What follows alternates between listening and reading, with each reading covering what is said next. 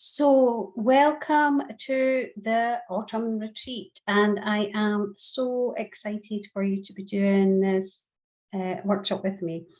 So with the autumn retreat, as you may know, that it is all about really taking on the inspiration from the autumn. And autumn, I feel, is always about letting go, and it's about really taking time to revive yourself and understand the things that are serving you and not serving you. But I also think it's a really good time, and this is why I am doing the forgiveness workshop, because I feel that often for me, I connect letting go with forgiveness. If any of you have done any forgiveness techniques or workshops, then you'll know that forgiveness is not about the other person, it's about you, it's about healing, it's about understanding, it's about your narrative, how your story is, how you're connecting with it, what are you holding on to. So I think that this is a perfect time to be able to really work through this. And also, if you're doing this at the moment, it is the new moon, which is always a good time to set your intentions to flirtation and bring something in. You know me, I like a little bit of woo, but the moon is not woo. It's very good. So in that note, I am just going to share my screen, and we are going to go ahead and work through this. All right, so I will do the presentation. Here we go.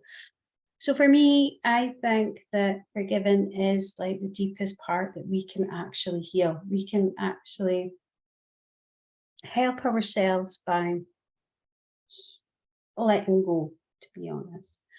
It's one of the most profound things that I have learned on this journey, and freed up so much physical, mental, emotional energy for myself. So that's why I'm sharing it with you. So, excuse me.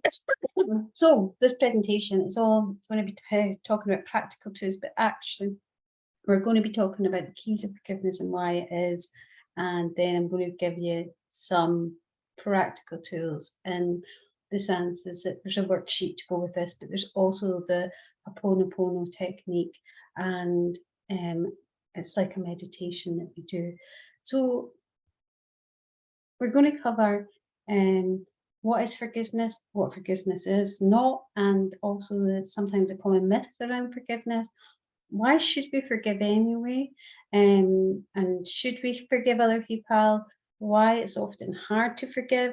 And then there's 3 levels of forgiveness, and then the 2 types of forgiveness that we have, and how to forgive someone. And this is where your booklet, your worksheet is going to be there, the 9 steps of how to forgive someone.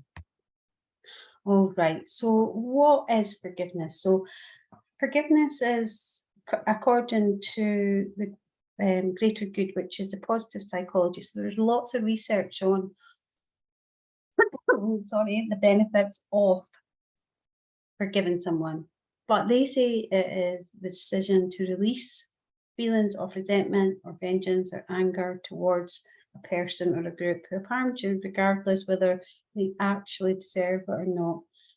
It's a decision to let the past go and move on, including our feelings about and our perceptions about what has occurred or what we think. So that might be about ourselves or about someone else. Forgiveness means that we have to create this new story about what happened, and a story that is more peaceful for ourselves and more self-empowering, because that's what forgiveness did for me. It helped to empower me. Forgiveness is really a decision to reclaim your life and your energy back, so that you can really live more presently, and so that you can be more present within who you are and what you are. And Also, forgiveness is a choice. Remember that. It does not depend on anyone else apart from you. It's something that only benefits you as well. It's unconditional when it comes, and it's all about you. This is what I love about it. It's about you and only you, and whether you are ready to take this on or not. So, just went that way. Go up.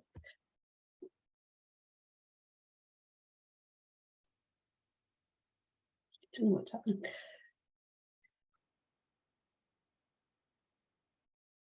So what is forgiveness? And what is it not? All right, so forgiveness is not for the other person's benefit. To understand this, you need to consider how much you hurt yourself by not forgiving. So what is it doing to you? And the stories that we can tell ourselves, or what's our feelings, our beliefs around it. And only you can see that forgiveness is really for your own benefit. It has to come from within.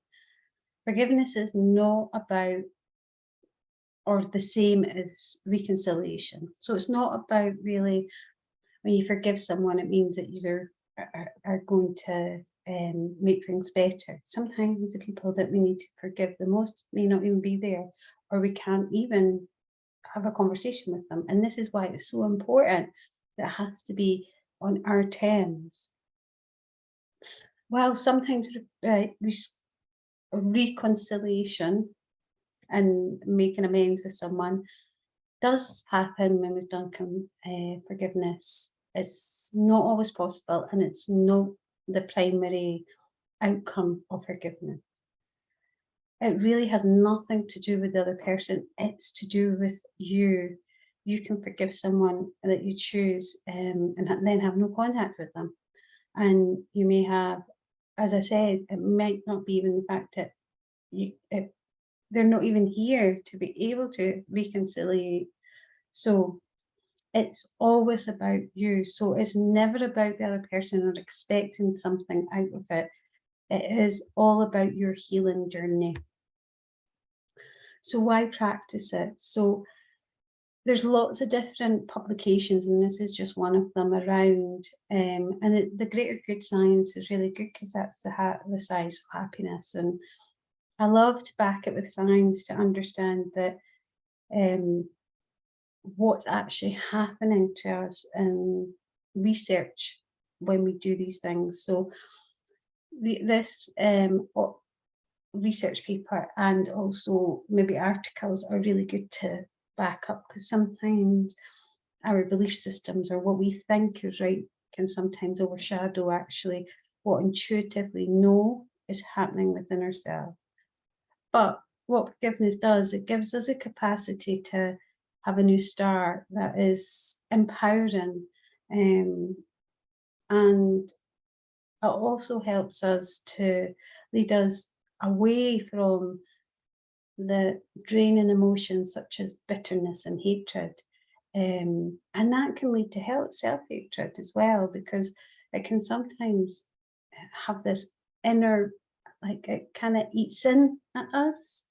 And also it helps us to break free of those cycles that whoever's hurt us will come up. So it breaks free of trauma that might have happened to us, and it allows us to free our emotions that may have been stuck within us.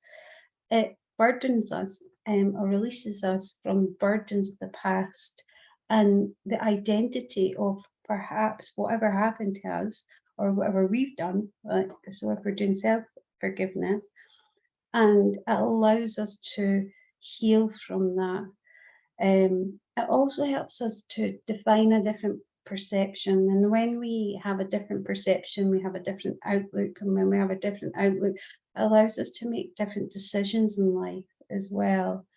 And it helps us to prevent us from going in those cycles of either blame, shame, and anger, which can keep us in cycles for years. And that whole cycle can affect our whole mental, emotional, and our physical autonomic nervous system, our immune system, because we're fighting all the time. Because when we have these emotions are designed to keep us on fight or flight. So it really helps us to heal inside out. And it stops us being in that cycle of suffering. Because it's suffering, because it might have happened 10, 15 years ago, but because we haven't forgiven or we haven't released it, as soon as we think about it again, it's like it's just happened yesterday, and it keeps us in that physical, emotional suffering cycle. So holding on to it can really keep us from healing, like I've said there. And studies show that even just thinking about unresolved problems can have an effect on our body. And our emotions especially have this ability to have this impact on our physiology, our chemistry, our neurology. So all these patterns within our brains, these habitual thinking ways, it all has an effect on it, increasing all the things that, like, low emotions or negative emotions have been connected with heart rate and increased in heart failure, anxiety, stress, non-thinking, really aging. All these things, they keep us in these cycles. So actually forgiveness is about you taking control of your own thoughts, your own emotions, and your own processing. So should we really forgive people? So despite like the real power within healing, it has to be you. You have to be ready. So me doing this, and if you're not, and it's coming up that you're not ready, then that's okay. It really has to be about you being okay. Don't try and override the resistance you have towards forgiving someone, something. It may mean that you need a little bit more help. It may mean that you want to have this forgiveness, but you don't have the ability because you need to have another space to be able to be holding on that. And also, we change, we evolve. So you may not be ready at the moment, but it may end up being you revisit this. All I would say is be compassionate and be kind to you during this journey at the moment, and be aware of what's coming up for you, and be open to change and awareness of perhaps why is this so strong for you not to be able to do it. But don't push or override it, because it will just end up being buried, and that's not what we want. We want it to be resolved and transmuted into other energies. So why is it so hard to forgive? Well, a lot of the time we encounter a wide range of challenges and sufferings in our lives: heartbreak, financial loss, betrayal, illness, abuse, death. The pain can be so unbearable for us, and we often develop all these defense mechanisms. That's really what they are, so we don't get hurt. Some of them are automatic, some of them are learned, but it's really to keep us safe. The body's designed not to be in pain, and so we learn these defense mechanisms. And one of the big defense mechanisms that we learn is blame.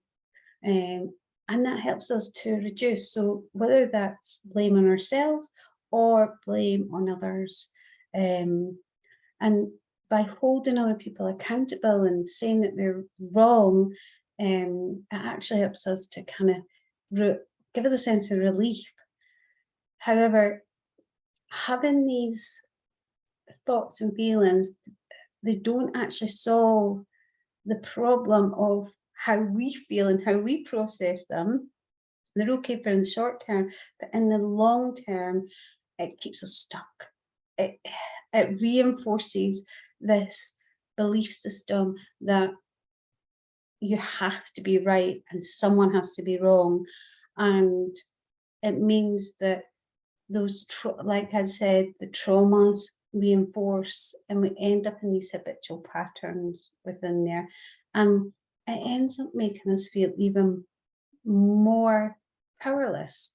And we end up going more into victimization and feeling as if we have no control. And when we have that, that then triggers off our response, fight or flight. And then that slips into us having this automatic feelings, emotions and thoughts in this triad. And then we're no longer in charge of who we are or how we want to move through things. And then the other thing is that we have lack of motivation. And that is because for people, the motivation to forgive comes from the pain carrying the grievance. And sometimes that can be unbearable. And sometimes it means that also we built in these defense mechanisms of actually to keep us safe. We've actually blocked out a lot of what people have done or things, and so we don't want to revisit that because of the pain and the hurt. So, which is understandable, because it means that we have to face where we are. And this is where it comes back to choice again on this. So it's about, where are you in your journey? Are you ready to release these emotions? Are you ready to forgive for yourself, not for anyone else, but for yourself? So how do we forgive? Yeah, how do we do that? So forgiveness is an opportunity to heal our lives. It offers a path to profound peace and is one of the greatest gifts you can give yourselves. But how do we actually do it? Well, there's 3 different levels of forgiveness.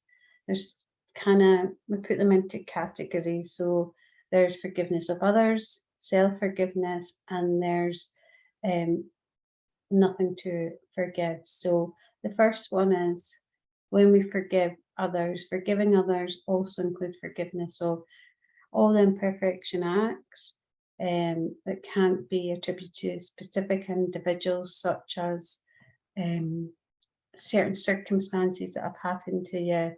It might be the fact on a larger thing that may be holding resentment, anger towards a situation rather than to an individual or to you specifically, the environment or the government or the doctor, institutions. All of these can, if something's happened to you on the bigger picture,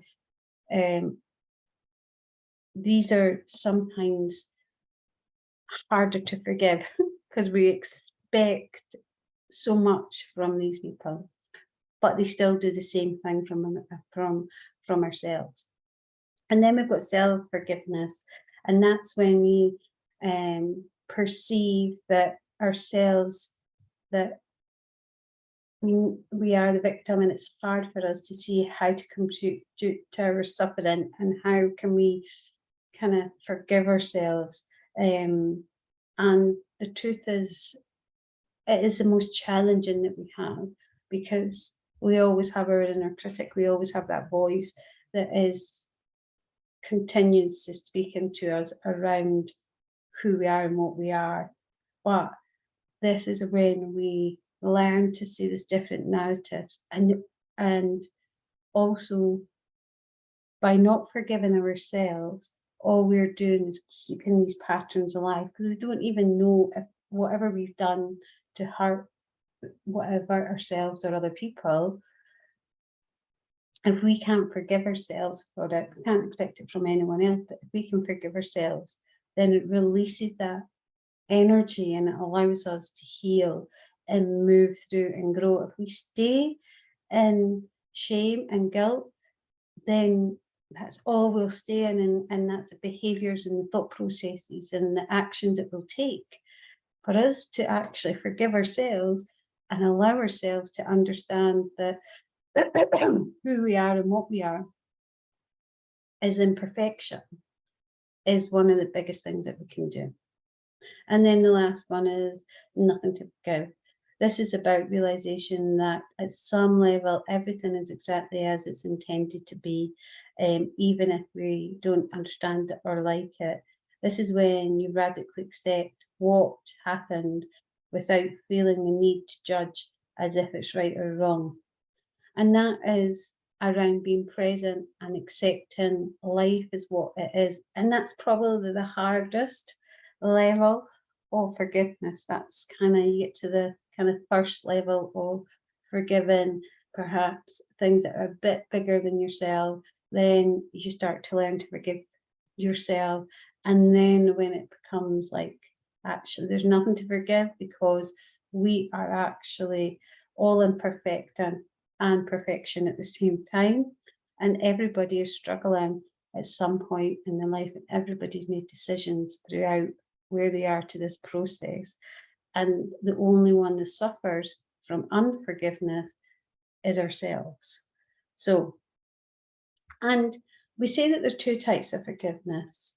And I suppose it's about knowing conditional forgiveness and then unconditional forgiveness. So where it doesn't really require an apology or for anyone to show remorse for them to give forgiveness.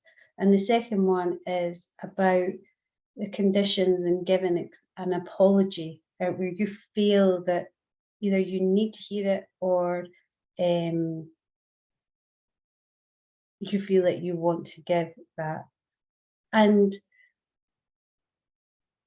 for self-healing, it has to really come from the where it doesn't require conditions for it to do the healing. When we have conditions against it, then we end up actually putting limitations on our own healing. If someone doesn't either appreciate our apologies or our forgiveness, or if we forgive someone and they don't know, and as we said at the beginning, it's can often be someone that who's not, perhaps not even longer here. And I think when we forgive unconditionally, it means that we have more control, because when we're still looking at limitations on it, it means that if they do not reach our expectations, then another cycle will become apparent. So I hope that makes sense to everyone. So how can we do it? So these are the 9 steps of forgiveness around perhaps if someone is not sorry for what they've done. How do you forgive someone? I think that's the hardest thing, to forgive someone who's not sorry or who keeps on repeating it. Because I think there's 2 things. If someone keeps repeating it, it's about you learning boundaries. So you can forgive someone, but you can say, you're not in my life anymore, and I don't want you in my life. So it's having boundaries in your life. And forgiveness doesn't mean to say that you're a walkover. What it means is you forgive them acts on how, so that you can release all the internal habitual thinking, feeling, thoughts that's in there. So the first step that we have to do is do a forgiveness inventory. And what that really just means is examining the areas of our lives that that have hurt us. So you can make a list of the people who you feel, including yourself actually, who you would like to forgive, or you feel that actually you're ready to forgive, not people who's hurt you and you're not ready, because I don't think that's a very good thing at the moment. There might be hundreds of people who have hurt you, but where you're ready to forgive. So it might be parents, siblings, friends, family members, former partners, co-workers, school teachers, anyone that you feel that you're ready to, it could be even the government, it could be societies or whatever else. And also write down, what do you need to forgive them for? You know, so you have to be ready at this point. So there may be things at the moment that you're not, if there's been a lot of trauma and you're not ready, but there may be things, and this is what it's about, starting gradually on areas or people or things that you're ready to start a forgiveness practice within this. And then identify. So select each person, each thing from your list, and then try to describe what it is that they did, and describe what happened in your thoughts, and try and be as honest as possible, because sometimes when we start to write these things down, pain and emotions can distort actually the memory, and when we start to think about it, it can really help us to, when we start writing, it frees us up a little bit. And then step 3 is about what I was just saying. So you identify it, and then next is to actually describe it. So we want you to write your narrative about it, how it is now. So what is the story that you're telling yourself? And that you're telling the world that's happened to you. Because most of our suffering comes from not what's happening to us, because that might have been 10 years ago, but rather than about what we tell ourselves what's happened over and over and over again. We do this thing, this unconsciously, and then also then that feeds into the emotions. So say someone really hurt you and lied to you, and so you remember it again, and then you distort it, and it becomes even in fact, they lied even more to you. But and we have this selective memory. It's just what we do. We filter through emotions. That's why we have these protective mechanisms. But really, what we want to do is, on the next step, is have a look at your pain and go from fact into fiction, and seeing whether or not actually, can we look at it from a different perspective? Can we see what it is? And ask yourself these following questions. What aspect of the stories have you taken personally? Do you blame someone else for how you're feeling? And do you see yourself as a victim? Because all of these things are in your control, because no one can make you feel something. They may trigger something in you, but you have the control to be able to shift the narrative to say whether or not you feel something, especially if it's not happening to you right now, which might sound a bit hard, but if we think about it, that's exactly what's happening. We're bringing up memories, and it's bringing up the emotions again, and then bringing up the change in our body and what we think and what we feel. So 4 is probably the hardest, where it's like, to fully forgive ourselves, we need to address the way that we feel about this grievance. So, and many of us, when someone does, one of the big things that I was taught is, if someone does you wrong, you do them wrong. And, you know, or you need to get justice.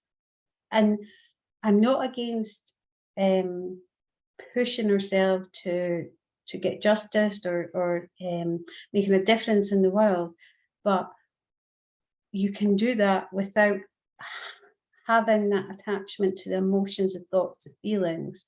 You can have it to make a difference between the reasoning of why you want to make this change in the world, rather than coming from the emotional centre. The emotional centre doesn't allow us to think clearly. And what happens is we're stuck in that emotional centre. So we want to get into this frontal part of the story and the narrative being clear, so that we can release these emotions that aren't supposed to be stuck. They're only there to give us guidance and direction, but then we're supposed to process them and let them go. And it's not blame game, but the way that we have habitually learned around our beliefs about forgiveness, or about when someone's done something to us, or our intuitive way to, our natural way, non-intuitive, but our natural way of dealing, and our survival response is often either to attack or retreat or to freeze. And that's okay, but we have a more, we can override that, and we can be response rather than reactive. So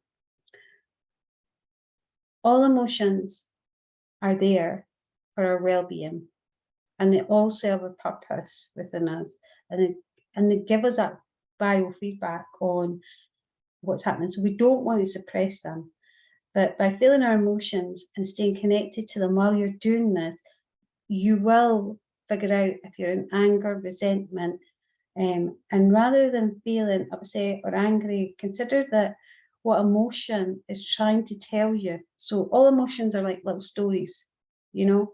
So anger is sometimes, it can come from the fact that you felt out of control, or you didn't have control. Shame can be like around feeling that shame can be that you felt as if that you weren't good enough. It's around what is the story that is behind the emotion, because then we can then reframe, rechange, and work through that and think and feel differently once we know that. And we can take the appropriate action once we know. So it's not about burying these emotions and suddenly saying, well, I just forgive them, when really deep down, you have these emotions about yourself or about someone else. And then the next part is really why is it that's so important to forgive someone, and also what is the impact that this story, these emotions are having on you. So, and also what is the motivation behind it for you to keep telling the story? Why is it that, what is the benefit that you get from not forgiving? And why do you not want to?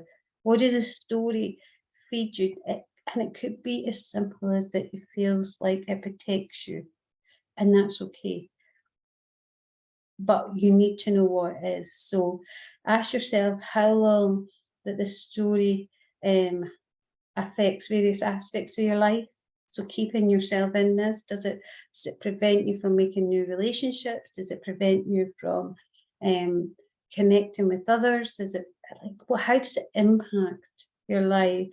Does it affect it mentally, physically, emotionally? How is it affecting you on all these levels when you think about it and reconstruct it and keep it in there? And really, when you think about it, whereabout in your body is it? Because as you know, we are holistic. So we have our emotions, we have our physiology. I keep talking about that. And we have our thought process. A lot of us only think it's in our thought process. And ask yourself,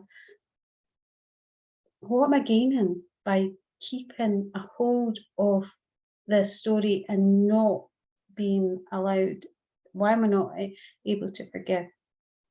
What are the benefits of keeping this old narrative going around it? And what do I get for not letting go? And it may sound strange, because like, I don't get anything, but really think about it and dig deep around. So why is it, if I was to say, like, why can't you let go of this, or why haven't you? Because obviously choose something that you wanted to, but you haven't in the last wee while been able to do that. And then as we move on, we find the gift. Forgiveness is incomplete without understanding the gift of everything and every life experience. So this is where we need to find, and now I call it gratitude. So the lesson that was in here around whatever experience that we have had, and even though something bad might have happened, what is the lesson and what is it that you have grown, and it might be boundaries, it might be standing up for yourself, it may be that you're able to be okay with who you are. There's lots of different things. So when you stop and see yourself as a victim and align yourself with the realization that every situation unfolds exactly as it's meant to unfold, you realize that there is nothing to forgive. So if you can do that, and it's finding it, this is the power where you can find a lesson within this. So finding the part of where you can forgive someone, and say someone has left you or someone's lied to you, and you forgive them because they didn't have the tools, they didn't have the knowledge to be able to do that. And my gift is the fact that I now know that I love myself enough to not need to be wanting to be around someone like that. The gift was actually, if I'd never been with that person, if they'd never done that, then I would never have known that actually that was never good enough, and I would have settled for that. That's just one example for you. And also consider number 7, consider your good intention. Reminding yourselves of the good intentions of selves and others can help reach forgiveness. This good intention is a positive reason why, or you or someone else had at the beginning of the situation. For example, if you got into a relationship that did not turn out well and hoped and felt angry, and consider the positive intention. The reason you got into the relationship in the first place was to enjoy a healthy connection with someone. So depending on what the whole situation is, we always go in to something not wanting to be hurt, not wanting to have to forgive someone. But there is always an intention behind whatever that we are looking to do. And if we can find the good intention behind that, and it's, remember, this is about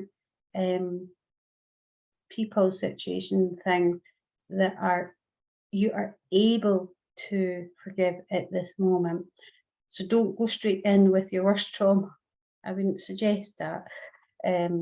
As you learn the forgiveness techniques and tools, it becomes easier and easier, and because you have the feedback of it being lighter and lighter. So the biggest step is to forgive yourself.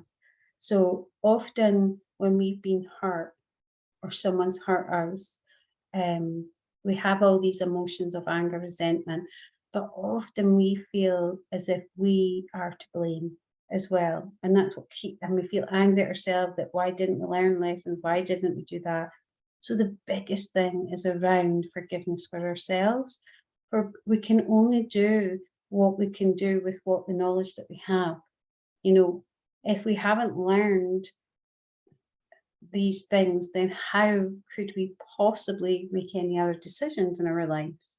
You can only make decisions through where they are, and not everyone in their whole life has these self-regulations and managing themselves and understanding and boundaries, because we've been made up of all different people. So these experiences and that we have experienced in life can often be because we didn't get taught, we haven't been taught about our worth and who we are and what we are.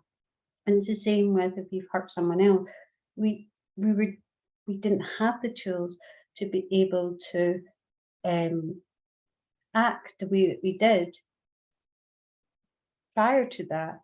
So it's around knowing that self-forgiveness is a key part to forgiving others as well.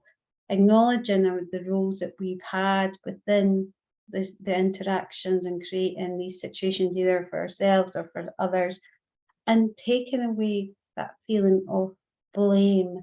And rather than, and really, I say this all the time through any of these journeys, is seeing it through the eyes of compassion and knowing that really, if you're looking to be forgived or you're looking to forgive others, then it's all about seeing it through the eyes of compassion, because deep down, I think for me, what I've realized over this process is none of us is born like to hurt people.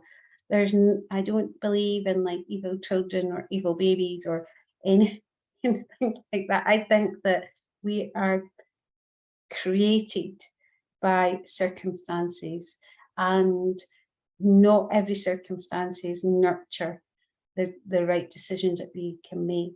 It's around looking at that deeper compassion for actually being human and making mistakes and being that imperfect, perfect as we are. Also, sometimes we can help by visualizing ourselves when we're younger, because some of the mistakes that we did and some of the things that happened to us caused us to be in the situations that we created around needing to either forgive ourselves or forgive others, and really looking at that inner child part of us that didn't know any difference and perhaps didn't have an adult around us to be able to say it's okay and you're good enough who you are, and this does not define you, and these experiences do not define you. So it's about really connecting in, and what does that inner child need to hear? What does they need to be comforted?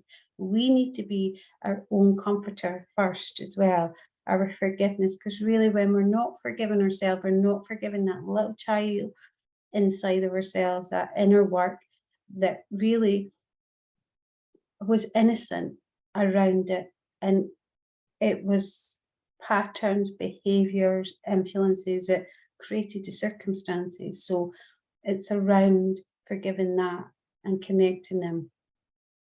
And then the powerful thing that we want to do is create this new narrative around it, create this new story around it. So we want to kind of shift into a more empowering story. So I think about it from as if we were looking on from an observer's view. So not taking it as if we're living or breathing in it, but through the eyes of compassion. And also taking responsibility for the way that we feel, and also taking back our power of not feeling like a victim. So not allowing ourselves to be entrapped with these stories.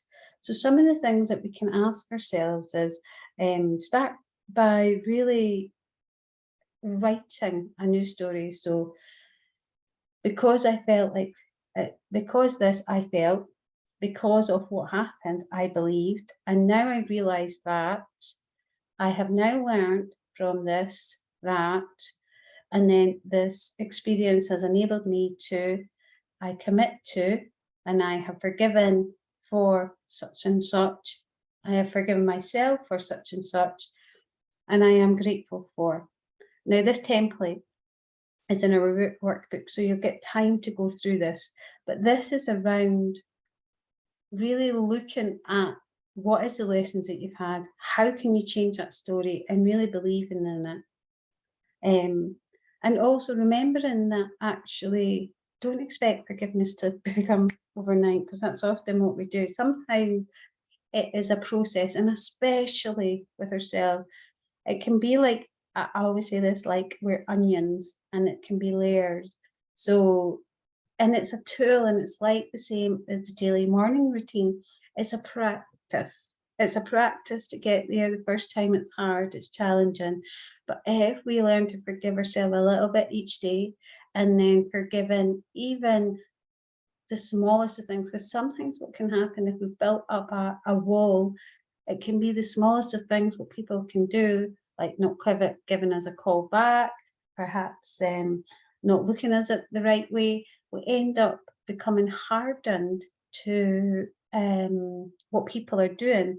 And when we forgive these smaller imperfections, it means that we can release all of those angers and control that we feel help us to stay in more control when perhaps someone's not emptied the dishwasher. You know, it becomes so small with the thing that people have done. It helps us to really expand, a bit like the science when it comes to gratitude. So the more that we look for things in our life that we're grateful for, the more things we see, because for one thing, when our brain looks for them, and it's a bit like the forgiveness. As soon as we start to release those memories and shift and change, we change the way that we think and feel. So we can't think or feel that way.